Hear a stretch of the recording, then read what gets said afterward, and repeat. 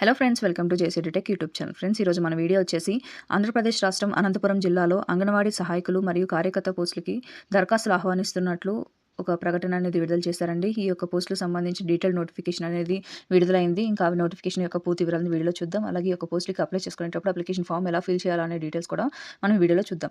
వీడియోని ఎక్కడ స్కిప్ చేయకుండా చూడండి. వీడియోస్ నచ్చినట్లయితే లైక్ చేయండి. ఇలాంటి మరిన్ని లేటెస్ట్ జాబ్ అప్డేట్స్ కోసం నా ఛానల్ సబ్స్క్రైబ్ చేసుకోండి. ఫ్రెండ్స్, ఈ యొక్క పోస్టులు వచ్చేసి అంగన్వాడీ కార్యకర్తలు మరియు సహాయకుల పోస్టులు అండి. ఈ యొక్క పోస్టులకి విద్యార్హత విషయానికి వస్తే 10వ తరగతి ఉత్తీర్ణులై ఉండాలని చెప్పి ఇచ్చారండి. అలాగే ఈ యొక్క పోస్టులకి అప్లై చేసుకున్న మహిళా అభ్యర్థులు వివాహితులయ్యి మరియు స్థానికంగా నివాసం ఉండవాలని చెప్పి కూడా ఈ యొక్క ఆర్టికల్ ఇచ్చారు. ఇంకా వయసు విషయానికి వస్తే 1/7/2025 నాటికి 21 నుంచి 35 సంవత్సరాల వయసు ఉండాలని చెప్పి ఇచ్చారండి. ఇంకా ఎస్సీ/ఎస్టీ ప్రాంతాల్లో మాత్రం ఎస్సీ/ఎస్టీ అభ్యర్థులు మాత్రమే ఈ యొక్క పోస్టులకి అర్హులని చెప్పి ఇచ్చారు. అక్కడ 21 సంవత్సరాల వయసు లోపల లేని వారు ఉంటే 18 సంవత్సరాల వారు కూడా అప్లై చేసుకోవచ్చండి. ఒకసారి గమనించండి, ఎక్కడైతే ఎస్సీ/ఎస్టీ ప్రాంతాలు ఉంటుందో అక్కడ మహిళలు వివాహితులై ఉండి 18 సంవత్సరాలు నిండిన వారు కూడా అప్లై చేసుకోవచ్చండి. అండ్ ఇంకొక పోస్టులకి గౌరవ వేతనం అనేది చెల్లిస్తారండి. గౌరవ వేతనం విషయానికి వస్తే కార్యకర్తలకు వచ్చేసి 11,500 రూపాయలు ఉంటుంది. అంగన్వాడీ సహాయకులకు వచ్చేసి 7,000 రూపాయలు అనేది గౌరవేతనంగా ఇవ్వబోతున్నారండి. ఇంకా ఈ యొక్క పోస్టులు అనేది రూల్ ఆఫ్ రిజర్వేషన్ ప్రకారంగా నియామకం అనేది జరగబోతుంది. అండ్ ఈ యొక్క పోస్టులకి రోస్టర్ పాయింట్స్ కూడా ఇచ్చారు. డీటెయిల్స్ కూడా ముందు చూద్దామండి.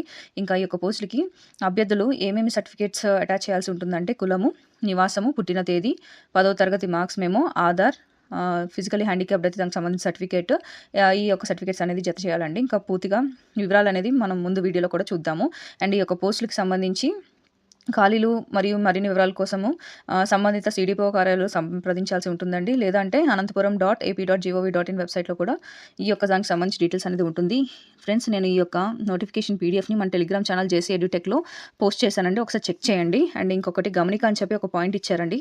అంగన్వాడీ వర్కర్లు మరియు హెల్పర్లకు సంబంధించి 6వ అంధత్వం మరియు తక్కువ దృష్టి, 31వ చెవిటి మరియు వినికిడి లోపం మరియు 86వ ఆటిజం, మేధో వైకల్యం, నిర్దిష్ట అభ్యాస వైకల్యం, మానసిక వైకల్యం, బహుళ వైకల్యాలు ఈ సంబంధిత రోస్టర్ పాయింట్ నందు రిజర్వేషన్లు మినహాయింపబడ్డాయని, పిల్లల భద్రత మరియు శ్రేయస్సు దృష్ట్యా ఈ యొక్క రోస్టర్ కొరకు మైనర్ లోకోమోటర్ వైకల్యం కలిగి ఉండి గృహ సందర్శన చేయగల సామర్థ్యంకి అడ్డురాని వైకల్యం ఉన్న మహిళలకు అవకాశం ఇవ్వబడుతుందని చెప్పి ఇచ్చారండి. గమనించండి friends.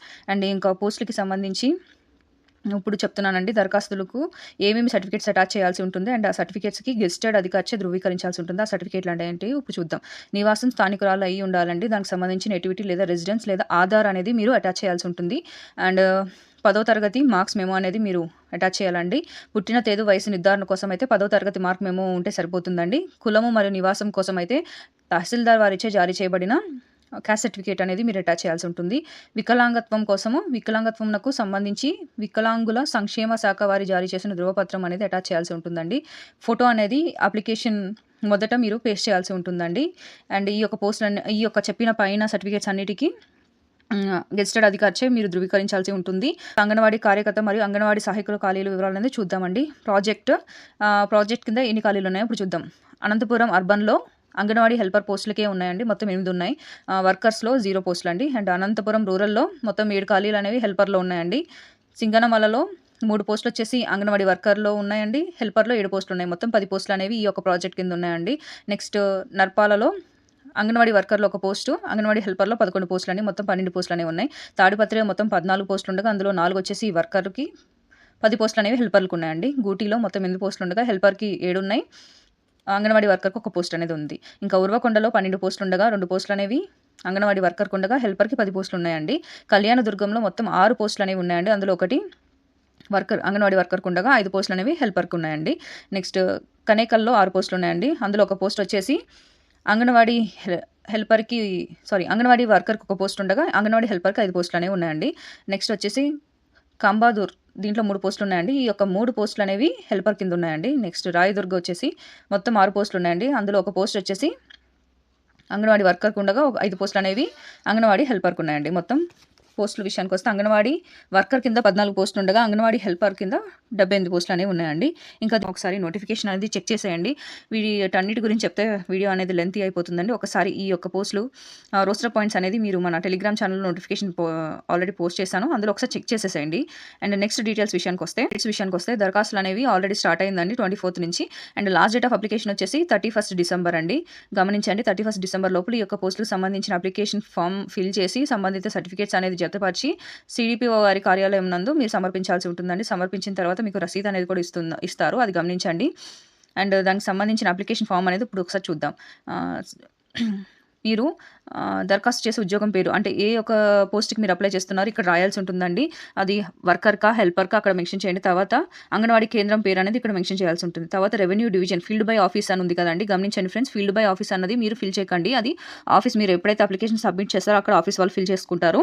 And next ICDS project పేరు, మీరు ఏ ప్రాజెక్ట్ కింద అప్లై చేయబోతున్నారో అక్కడ ప్రాజెక్ట్ పేరు రాయండి. తర్వాత ఆ మండలం పేరు రాయండి. నెక్స్ట్ వచ్చేసి సెక్టర్ అనేది మీరు రాయకండి. తర్వాత గ్రామ పంచాయతీ పేరు వచ్చేసి ఇక్కడ మెన్షన్ చేయాల్సి ఉంటుంది. తర్వాత అంగన్వాడీ కేంద్రం, ఏ కేంద్రం అనేది పోస్ట్‌కి మీరు అప్లై చేస్తున్నా అక్కడ రాయండి. నెక్స్ట్ ఏడబ్ల్యూసీ కోడ్ అది మీరు ఫిల్ చేయకండి, అది ఆఫీస్ పర్పస్ అండి. నెక్స్ట్ అభ్యర్థి పూర్తి పేరు 10వ తరగతిలో ఈ సర్టిఫికేట్లో ప్రకారంగా ఏ పేరైతే ఉందో ఆ విధంగా ఇక్కడ మెన్షన్ చేయాల్సి ఉంటుందండి. తర్వాత అభ్యర్థి భర్త పేరు లేదా తండ్రి పేరు అనేది మెన్షన్ చేయాలి. తర్వాత ఆధార్ నెంబర్ లేని వారు అయితే ఎన్రోల్మెంట్ నెంబర్ అనేది ఇక్కడ మెన్షన్ చేయాల్సి ఉంటుంది. తర్వాత కులము దానికి సంబంధించిన ఉపకులం కూడా ఇక్కడ మెన్షన్ చేయాల్సి ఉంటుందని చెప్పి ఇచ్చారండి. తర్వాత 13 వచ్చేసి విద్యార్హతలు, మీ విద్యార్హత ఏముందో అది రాయండి. ఖచ్చితంగా 10వ తరగతి అయితే పాస్ అవ్వాలి, కానీ దానికన్నా ఎక్కువ విద్యార్హత ఉంటే దాన్ని కూడా ఇక్కడ మెన్షన్ చేయండి. 14 వచ్చి పుట్టిన తేదీ, మీ డేట్, మంత్, ఇయర్ ప్రకారంగా డేట్ ఆఫ్ బర్త్ అనేది ఇవ్వండి. తర్వాత వయసు 1/7/2025 నాటికి మీ వయసు ఎంత ఉందో రాయండి. గమనించండి ఫ్రెండ్స్, ఇది జూలై 1వ తేదీ వరకు మీ వయసు ఎంతో అక్కడ మెన్షన్ చేయాల్సి ఉంటుంది. తర్వాత 16 వచ్చి మీ మొబైల్ నెంబర్ అనేది ఇవ్వాలి. 17 వచ్చేసి 10వ తరగతిలో మీరు సాధించిన మార్కులండి. కొంతమంది మార్కులు ఉంటే కొంతమంది సిజిపిఏ పాయింట్ వైజ్గా ఉంటుంది కదా, అది కూడా మెన్షన్ చేయాల్సి ఉంటుంది. తర్వాత ప్రీ స్కూల్ ట్రైనింగ్ లేదా ఇంటర్మీడియట్ బోర్డ్ ద్వారా ప్రీ స్కూల్ మేనేజ్మెంట్ ట్రైనింగ్ కానీ ఈ వర్క్ కానీ ఏదైనా ఉంటే దానికి సంబంధించిన డీటెయిల్స్ అనేది ఇక్కడ మెన్షన్ చేయాల్సి ఉంటుంది. 19 వచ్చేసి అభ్యర్థి వితంతువ, ఒకవేళ విడో అయితే అవునంటే అవును, లేదంటే నో అని కాదు అని రాయండి. అవునైతే పిల్లలు ఉన్నారా, చిన్న పిల్లలు ఉన్నారా, ఉంటే వారి వయసు ఎంతో అనేది ఇక్కడ తెలపాల్సి ఉంటుందండి. 19A గమనించండి.